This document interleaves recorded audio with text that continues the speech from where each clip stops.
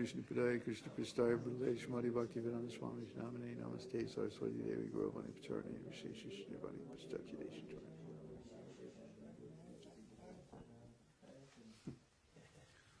That's a nice mellow kirtan. I would like to do some of those old tunes from the old days in ISKCON. Brings back that old mood. Yeah, for the old Babaji. So, I don't know, do we have many people signed up today? We have Swati, Devesh, Laura, and Peter. That's all? That's all. We have to make a campaign so that more people come and participate in the Sunday Satsang. It's getting plenty of views on YouTube, on the blog, on the site, but so few people are coming and actually participating. Like I said a few weeks ago, this isn't a spectator sport, this is participation. So we want you to participate. Actually, all the students in the Bhakti degree program will be required to actually participate in the Sunday Satsang. That's going to be one of the requirements for graduation. 6 months of steady participation in Sunday Satsang. So if you're planning on taking this Bhakti degree program, you might as well get used, clear a time in your schedule on Sunday at the time of the satsang, because that's going to be one of the requirements. The verse said maybe posting the Dindi matters in YouTube video will help. On YouTube video? Well, that's an idea. Yeah, then maybe more new people would come. Yeah, that's good. We'll do that. So today I wanted to talk about some philosophy, but I also want to talk about our community and our new university program. So we're going to be looking at Sri Bhakti Nirukti, which you should all have downloaded by now, right? And I want to look at 2 words, maybe more. And the first is Anuśilanam. Anuśilanam is one of the svarūpa-lakṣaṇa, one of the internal qualities or essential qualities of bhakti. And Anuśilanam means constant cultivation. Constant cultivation. In other words, once we start on this path of bhakti, it's a constant cultivation. It's not something that we do part-time.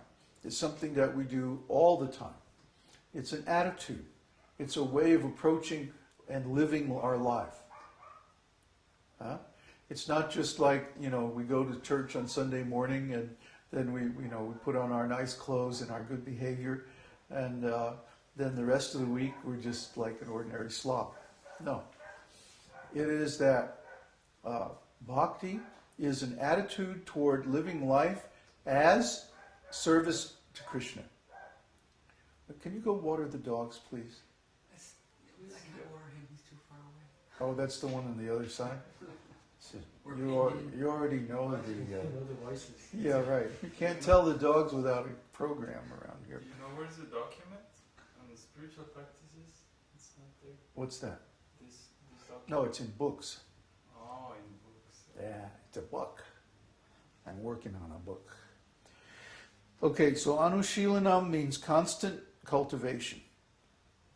The basic idea here is that once a person begins the cultivation of bhakti, it continues life after life until they reach the actual fruition or perfection of the bhakti path.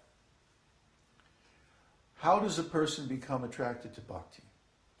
Well, Srila Prabhupada explains in the Nectar of Devotion, it is because they have had some contact with bhakti in a previous life. You're not finding it? Under books? No, yes, but the QuickTime movie got frozen. Is Oh, it still no. on? Mm-hmm. It's not recording? It says it's recording, but the video image is not moving. Well, stop it and start a new recording. Okay. Now we're back. Okay. We'll just have to put those two recordings together. Okay. No problem. So where was we? Okay. Once we begin this cultivation of bhakti, it goes on life after life. And if we're attracted to the bhakti path, Srila Prabhupada tells us in the Nectar of Devotion, it means that we had some contact with it in the past. Contact with bhakti can be very fleeting. Just walking along the street and you see a chanting party. Hare Krishna, Hare Krishna. And then you go on about your business. You don't think any more about it. But a seed has been planted in the mind. A seed of an impression of transcendental sound vibration. And these impressions are very, very powerful. They gradually grow and they gradually overcome all the other material impressions in the mind. It's a gradual process. Just like if we plant a tree and we come back 2 or 3 years later, the tree may only be like a bush. But if we come back 10 years later, the tree is huge. So one may have some small contact with bhakti and not even really notice it. I remember when I became a devotee, the contact I had was literally walking down the street and seeing the chanting party in Tompkins Square Park in New York. I was on my way to a recording session. And, I was in a hurry. Everybody in New York is in a hurry. All the time.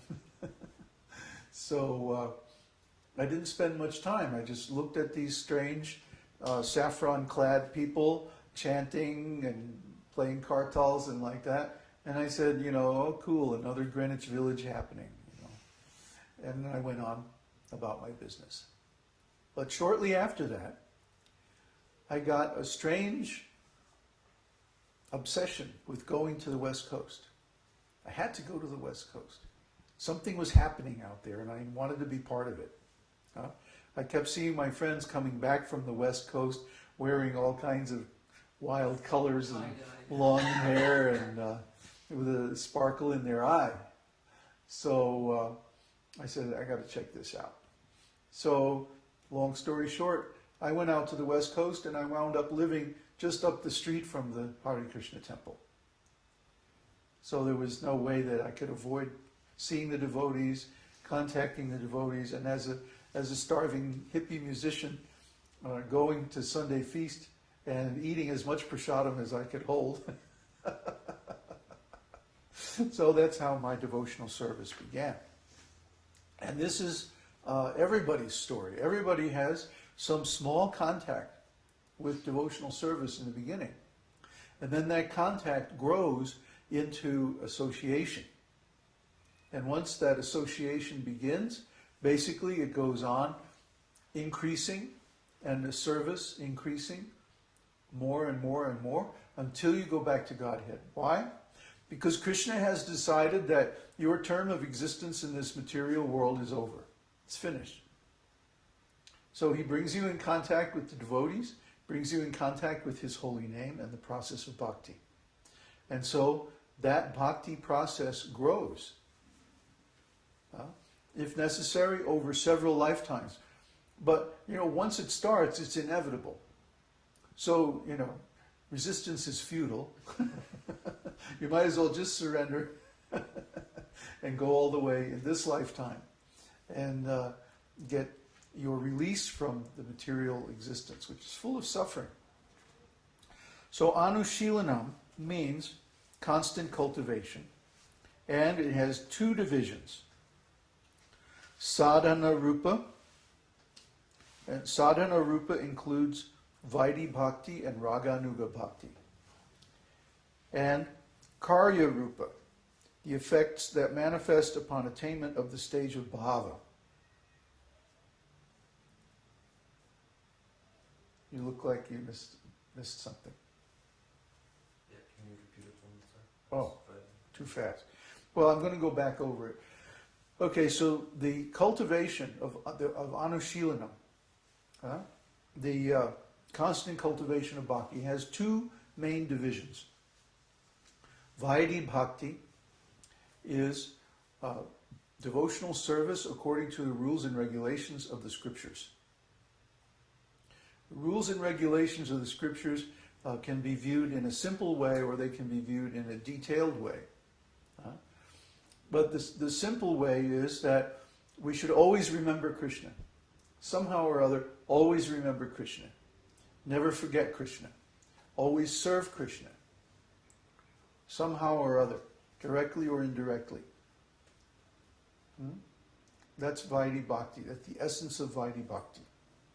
And to that end, or to serve that purpose, there are many, many rules and regulations, beginning with the 4 regulative principles, chanting a regulated